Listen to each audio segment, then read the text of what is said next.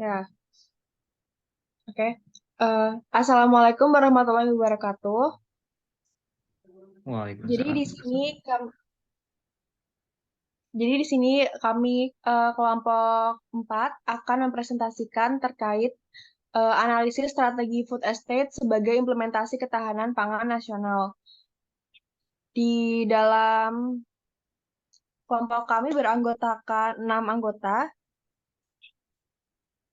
Saya sendiri Kirana Tatya, kemudian ada Muhammad Raihan, kemudian ada Muhammad Davi Faizal Yusron, Raka Alifiansyah Darmawan, Muhammad Izzarudian Nurojat, Nusuraya Fatim Mumtaz, dan juga uh, Muhammad Alvin Chandra.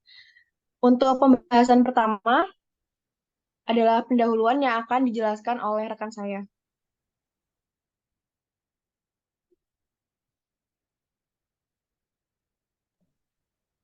Oke, Bismillahirrahmanirrahim.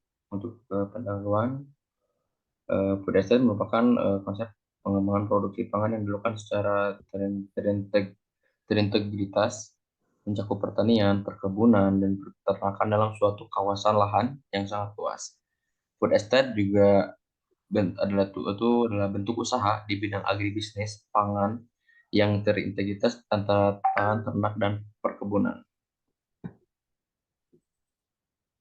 Dan juga pembangunan dan hal ini tuh dilakukan dengan konsep pertanian sebagai sistem industri berbasis ilmu pengetahuan dan teknologi, modal, organisasi, dan juga serta manajemen modern, dan juga pembangunan pangan yang melibatkan lahan dalam skala luas yang sama dengan food estate tidak hanya di Indonesia, tapi juga berkembang secara global pasca krisis pangan pada tahun 2008. Pembangunan ini juga terjadi khususnya di negara-negara berkembang yang memiliki potensi lahan agrikultur begitu besar. Tapi uniknya juga adalah pelaku atau pemain yang ada di dalam itu didominasi oleh investor dari negara-negara minim sumber daya agrikultur. Dan di Indonesia sendiri juga Pak Presiden kita, Pak Jokowi juga sudah memperkenalkan food estate itu pada tahun 2020 ketika pada saat virus corona. Dan pada saat itu Pak Jokowi menerapkan PSBB guna menghentikan penyebaran wabah COVID-19. Nah, kebijakan atau regulasi yang dibuat oleh Pak Jokowi ini merupakan implementasi dari Undang-Undang Nomor 6 Tahun 2018 tentang karantina kesehatan, dan juga penerapan PSBB ini terbukti cukup berhasil meningkatkan tingkat penyebaran COVID-19, terutamanya di daerah Jakarta. Dan juga penerapan protokol kesehatan berupa physical distancing juga itu juga adalah kegiatan ekonomi baik proses produksi, distribusi, dan konsumsi mengalami pembatasan. Mungkin bisa dilanjut oleh kawan saya. Mungkin sekian dari saya. Terima kasih.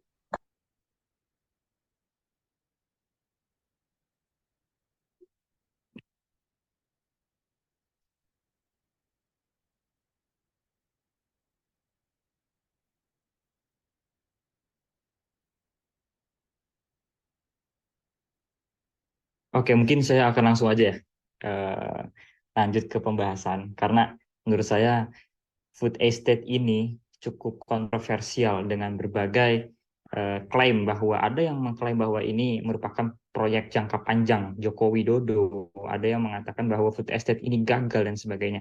Nah, mari kita kritisi bahwa sebenarnya food estate ini itu sudah ada programnya sejak zamannya Pak Soeharto ketika saat itu bernama Mega Rice Project yang diklaim juga gagal karena banyak dampak-dampak negatif yang dihasilkan dari program pada saat itu, dilanjutkan dengan program MFIA-nya kalau nggak salah ya di zamannya Pak SBY, yang di situ juga diklaim gagal, yang dilanjutkan lagi di zamannya Jokowi, yang tadi disebutkan sama teman saya diinisiasi juga di tahun 2020 sebagai salah satu resolusi konflik dari adanya konflik COVID-19. Karena pada saat itu PBB juga sudah sudah mulai memberikan warning terhadap negara-negara bahwasanya COVID-19 ini akan berdampak terhadap ketahanan pangan negara-negara, terutama negara-negara yang negara-negara berkembang. Nah, akhirnya Joko Widodo mengantisipasi dari warning tersebut, membuatlah program ini. Program ini food estate ini itu diinisiasi oleh Joko Widodo di tahun 2020 sebagai inisiasi atau sebagai suatu solusi ya. Di tahun itu yang diinisiasi oleh Pak Jokowi dan dikoordinatori oleh Kementerian Pertahanan yaitu Prabowo Subianto. Nah, ketika kita menilik sejak program itu dicetuskan sampai saat ini menghasilkan banyak kontroversi yang pertama bahwa food estate ini sebenarnya kan tujuannya untuk membuat lahan terintegrasi dari adanya perkebunan, pertanian dan juga peternakan. Tapi dan juga di sana tidak cuma dikelola oleh Kementerian Pertahanan, tapi juga ada Kementerian PUPR dan juga Kementerian Pertanian. Nah, tapi di sana ada hal-hal yang menurut saya perlu dikritisi karena di sana lahan dibabat habis, deforestasi di mana-mana, fauna atau hewan-hewan di sana banyak yang mati. Kalau merujuk pada jurnal Greenpeace ya, di sana banyak hewan-hewan yang mati, lahan-lahan yang dideforestasikan, banyak juga masyarakat-masyarakat adat yang keberatan dengan adanya program ini karena merasa dirugikan lahannya, hutan-hutan adat yang dibabat habis. Dan nyatanya sekarang food estate ini diklaim gagal, itu menurut saya benar karena lahan habis, terus juga terhadap dampak ke lingkungannya juga sangat banyak. Jadi masyarakat itu mempertanyakan bagaimana kelanjutan dari food estate ini. Nah, di situ sebenarnya menurut saya Joko Widodo sangat baik dalam menginisiasi program tersebut. Karena memang ketika berbicara ketahanan pangan tidak sampai kepada bagaimana masyarakat itu bisa tidak kelaparan lagi, tapi bagaimana masyarakat itu mampu untuk menjangkau komoditas, menjangkau pangan, bukan hanya mencapai pada bagaimana tingkat produksi dari komoditas, bukan hanya menaikkan angka, tapi di situ bagaimana masyarakat itu mampu untuk sekiranya dapat mengakses dari ketersediaan pangan dan komoditas yang dihasilkan dari food estate. Nah, menurut saya Jokowi sangat bagus dalam menginisiasi itu. Tapi dalam kenyataannya, dalam real di lapangannya, menurut saya Kementerian Pertahanan dan juga beberapa kementerian di sana sekiranya gagal dalam melaksanakan itu. Karena menurut saya di sana juga belum terlihat berapa persen surplus yang dihasilkan dari komoditas di sana, belum juga kelihatan bagaimana food estate ini menciptakan komoditas yang sebagai tujuan awalnya, yaitu terintegrasi. Karena di sana saya lihat belum adanya peternakan gitu loh. Karena belum adanya tingkat atau jumlah surplus dari angka peternakan di sana. Karena yang dibahas lagi-lagi perkebunan, pertanian. Nah, menurut saya itu masih belum sempurna. Maka dari itu kajian itu kita mengkaji bagaimana ketahanan pangan, food estate ini menjadi salah satu konsensus pembahasan yang selanjutnya akan terus dibahas mungkin di pemerintahan selanjutnya ketika yang nanti terpilih, entah itu siapa. Maka dari itu kajian ini sekiranya menjadi salah satu pertimbangan bagaimana sebenarnya food estate ini sudahkah benar dalam menempatkan sistem, sudahkah benar dalam melaksanakan teknis-teknisnya, sudahkah benar dalam mempertimbangkan dampak lingkungan, dampak sosial, dampak dampak-dampak yang terjadi di masyarakat, terutama yang bersinggungan langsung dengan program ini, jadi Kalimantan Tengah, yang di daerah-daerah lain, di 5 provinsi terutama. Di 5 provinsi yang menjadi salah satu sentral dari program ini, yaitu adalah Kalimantan Tengah, Sumatera Utara, Sumatera Selatan, Nusa Tenggara Timur, dan juga Papua. Sebenarnya menurut saya ini masih harus banyak yang harus diperbaiki dan juga dikaji ulang bagaimana sebenarnya food estate ini memang program yang baik dalam pemerintahan Joko Widodo, tapi harus ada kajian ulang. Bagaimana ketahanan pangan ini sangat berpengaruh terhadap kecerdasan anak juga. stunting dan sebagainya, itu juga salah satu bentuk dari pengaruh atau bagaimana food estate ini nantinya ke depannya akan mempengaruhi jumlah stunting yang menurun dan juga keterjangkauan pangan yang stabil, bagaimana masyarakat itu mampu juga merasakan komoditas yang dihasilkan dari food estate ini. Mungkin dari saya sekian, akan disampaikan lagi oleh teman saya selanjutnya.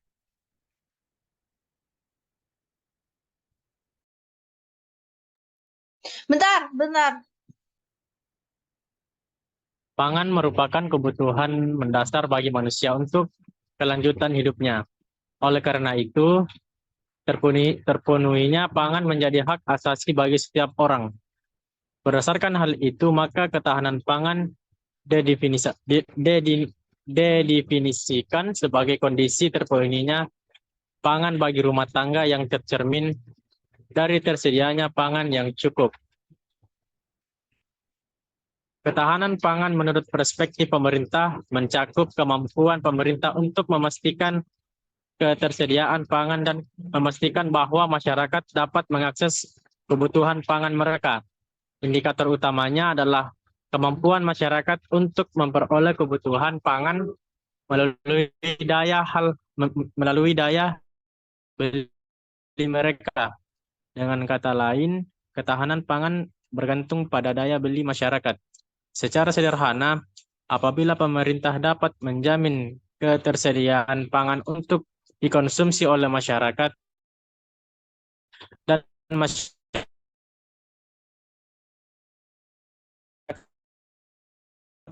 membeli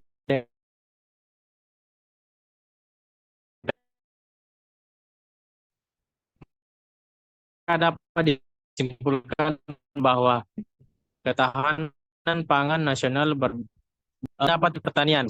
Tindakan ini merupakan inisiatif pemerintah untuk mengimplementasikan skema produksi pertanian yang berkesinambungan dalam skala besar. Harapannya adalah dapat memenuhi stok nasional dan kebutuhan pangan global. Program Food Estate merupakan salah satu program strategi jangka panjang pemerintah yang bertujuan untuk mensejahterakan masyarakat. Food Estate yang dijalankan pemerintah ini berorientasi pada bidang pertanian, perkebunan, dan peternakan di suatu kawasan dalam skala yang luas serta berbasis ilmu pengetahuan dan teknologi.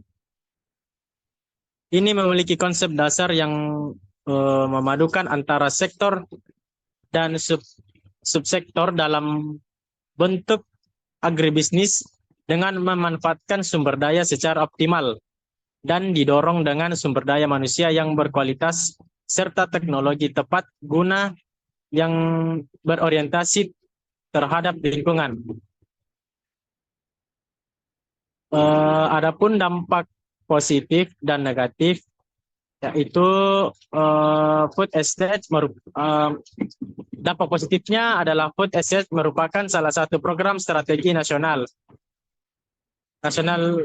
pemerintah tahun 2020 sampai 2024. Program ini dijalankan pemerintah untuk menjaga ketahanan pangan dalam negeri sehingga pasokan kebutuhan pangan masyarakat tetap terpenuhi. Dalam pengembangan program food estate ini menghasilkan banyak dampak positif di kalangan masyarakat.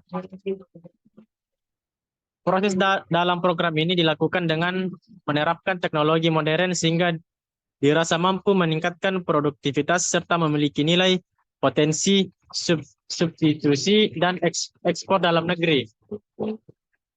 Dengan adanya program food estate, maka infrastruktur penduduk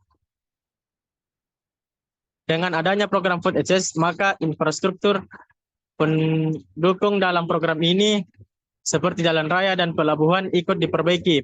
Dengan diperbaikinya jalan dan pelabuhan dapat membantu serta mempermudah masyarakat dalam menjalankan aktivitasnya.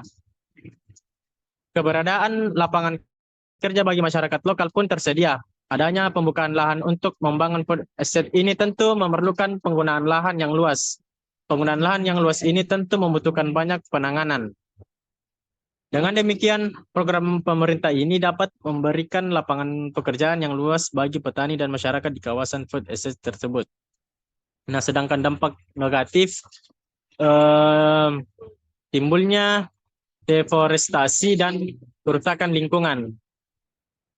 Deforestasi adalah kegiatan pengubahan kawasan hutan menjadi sebuah lahan tidak berhutan secara permanen yang digunakan untuk aktivitas manusia. Pengertian tersebut tertulis jelas dalam Peraturan Menteri Kehutanan Republik Indonesia. Membahas mengenai deforestasi, kegiatan deforestasi secara tidak langsung mengubah fungsi hutan yang awalnya untuk pelestarian lingkungan serta ekosistem menjadi untuk kepentingan manusia. Dalam hal ini, manusia melakukan deforestasi hutan untuk dapat memenuhi kebutuhan hidupnya atas pangan. Buruknya terhadap masyarakat sekitar, misalnya bencana alam. Secara umum, penyebab terjadinya deforestasi adalah hilangnya tutupan atas lahan yang disebabkan kegiatan alih fungsi hutan untuk keperluan manusia. Sedangkan salah satu penyebab utama dari deforestasi ini adalah meningkatkan jumlah manusia setiap tahunnya sehingga keperluan atas pangan dan rumah meningkat. Kegiatan deforestasi yang berkepanjangan akan berdampak pada hilangnya tutupan hutan, hujan tropis yang menjadi tempat atau habitat asli satwa dan tumbuhan di kawasan tersebut. Selain itu, dampak lainnya daerah resapan air di kawasan hutan tersebut pun bisa hilang karena tidak adanya hutan sebagai penjaga siklus air. Sekian dan terima kasih.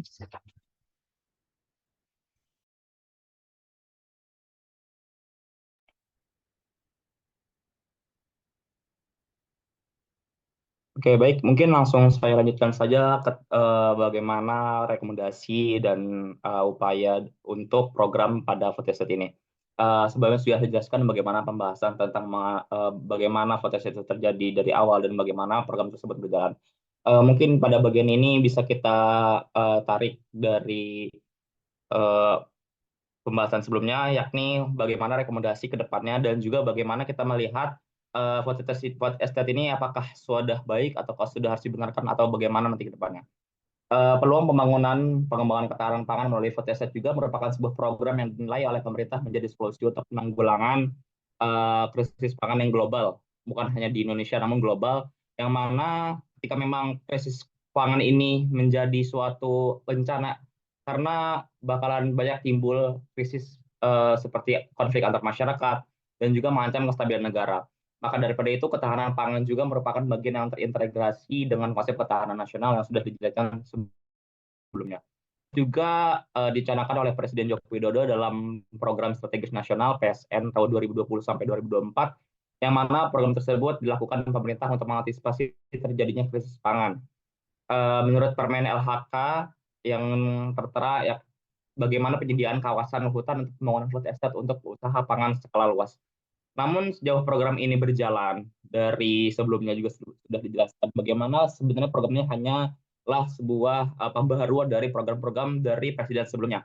Banyak pihak yang mengklaim bahwasannya proyek ini menjadi program yang gagal, bisa dikatakan gagal ketika memang tidak dapat pendampingan khusus atau tidak mendapat pendampingan yang tepat.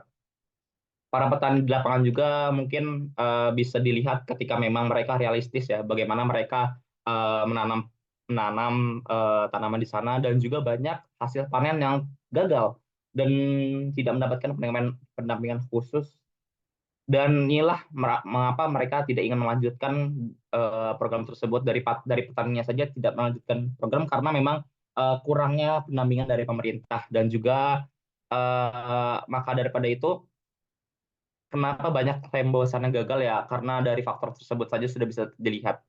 Dan juga ketahanan pangan merupakan salah satu bentuk kedaulatan negara, di mana tujuan ketahanan pangan itu juga menyediakan kebutuhan pangan yang tak hanya mencukupi, terjangkau, tetapi juga aman dan bergizi.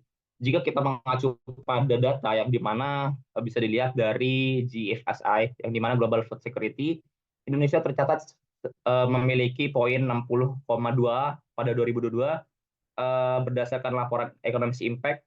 Skor JFSI Indonesia memiliki peningkatan sebesar 1,7% dibandingkan pada 2021 yang mencapai 59,2%. 59,2 poin. Namun dengan poin yang didapat oleh Indonesia sebenarnya dirasa cukup baik. Namun ada beberapa indikator lain seperti ketersediaan pasokan, kualitas dan keamanan, serta keberlanjutan dan adaptasi pangan masih tergolong lemah. Maka daripada itu, jika pemerintah memang ingin benar-benar mewujudkan adanya ketahanan pangan Indonesia, maka harus ada upaya beberapa aspek yang dimana kita bisa sentralisasikan bersama dalam pembangunan kompleksitas program ini. Karena nyatanya adanya beberapa program yang serupa dalam pemerintahan sebelumnya tidak dimaksimalkan dan juga tidak melihat dampak dan peluang serta tantangan yang terjadi. Aspek tersebut meliputi aspek ketersediaan, keterjangkauan, dan keamanan pangan yang harus benar-benar menjadi patokan utama. Agar aspek tersebut juga terwujud, maka perlunya beberapa strategi dalam melihat peluang dan tantangan ke depannya. Masalah anggaran juga menjadi suatu permasalahan karena memang adanya krisis global ini, krisis pangan juga dikarenakan adanya krisis ekonomi. Maka daripada itu, saran pemerintah harusnya bisa untuk memenuhi 3 sumber, yaitu produksi dalam negeri yang tidak bergantung pada impor terus, dan pemasukan pangan, dan juga cadangan pangan. Bila terjadi kesenjangan antara produksi dengan kebutuhan pangan di suatu wilayah, dapat diatasi dengan melepas cadangan pangan. Oleh sebab itu, cadangan pangan merupakan salah satu komponen yang penting dalam ketersediaan pangan tersebut. Mungkin bisa dilanjut oleh teman saya. Oke, baik. Di sini saya akan memaparkan upaya-upaya apa saja yang bisa dimaksimalkan apabila pemerintah ingin melanjutkan program food estate ini. Yang pertama adalah konservasi sumber daya alam.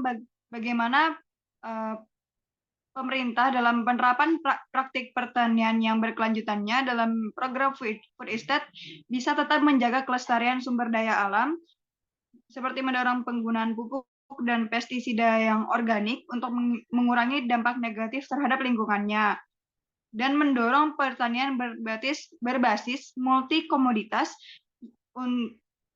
untuk meningkatkan keanekaragaman produksi pangan, juga mengembangkan varietas tanaman yang tahan terhadap cuaca ekstrim dan penyakit, sehingga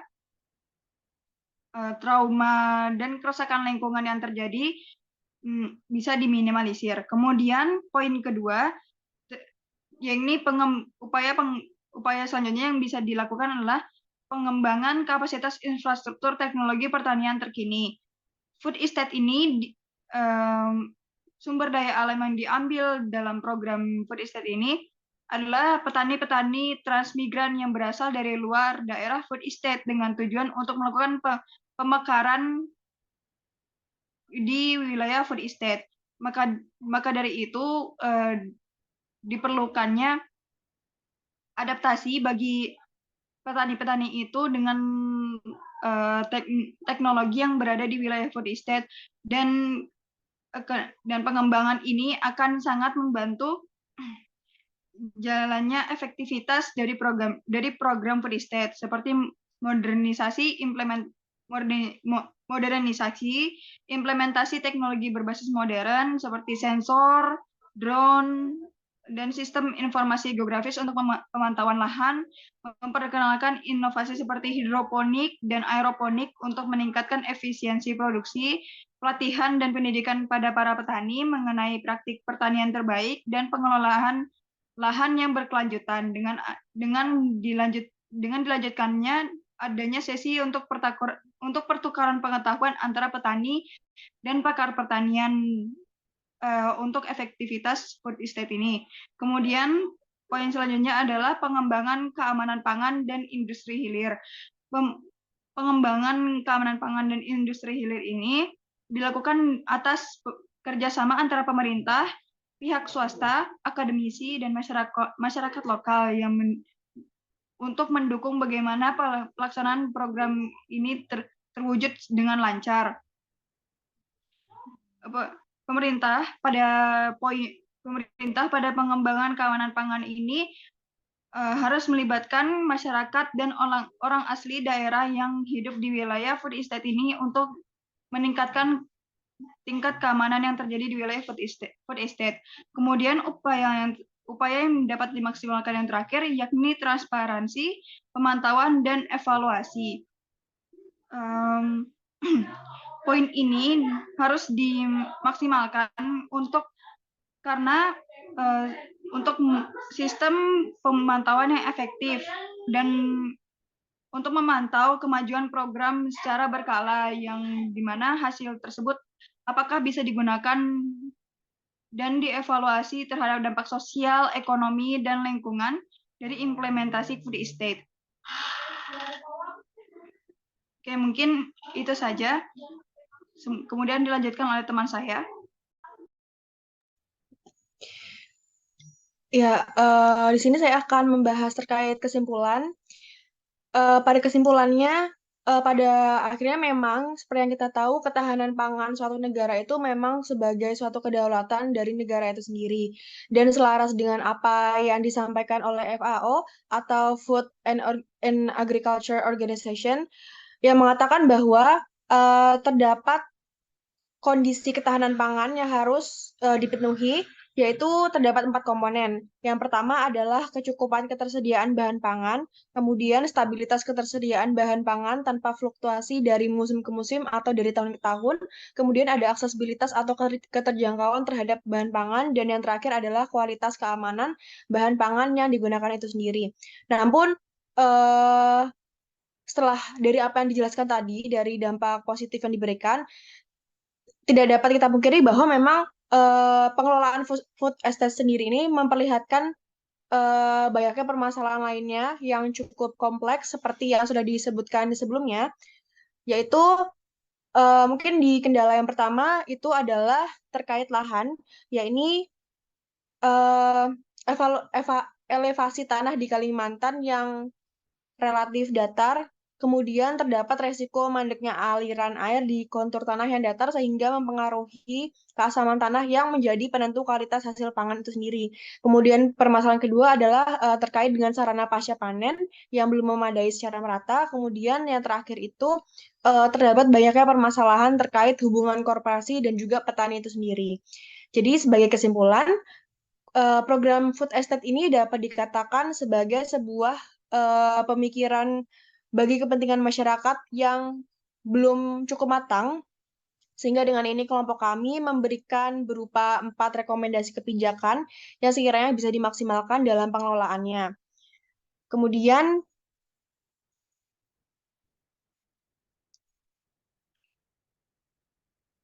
dari pembahasan ini juga didapatkan bahwa dalam pengelolaan food estate ini sendiri sangat diperlukan keseimbangan antara indikator biologi, ekologi, kemanusiaan, sosial, dan juga ekonomi. Jadi mungkin itu presentasi yang bisa kelompok kami sampaikan. Wassalamualaikum warahmatullahi wabarakatuh.